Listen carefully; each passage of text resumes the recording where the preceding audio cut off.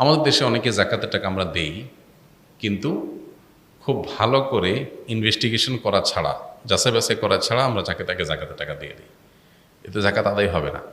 জাকাতের হকদার বা জাকাতের উপযুক্ত যিনি জাকাত খেতে পারবেন, যাকে জাকাত দেয়া যাবে, সে মানুষগুলো সম্পর্কে কোরআন কারিমে আল্লাহ তাআলা একটি আয়াতে আলোকপাত করেছেন। আল্লাহ বলেছেন, আউযু বিল্লাহি মিনাশ শাইতানির রাজীম, ইন্নামাস সাদাকাতু লিল ফুকারাই ওয়াল মাসাকিন ওয়াল আমিলিনা আলাইহা ওয়াল মুআল্লাফাতি কুলুবুহুম ওয়া ফির রিকাব ওয়াল গারিমিন ওয়া ফি সাবিলিল্লাহি ওয়া ইবনিস সাবিল।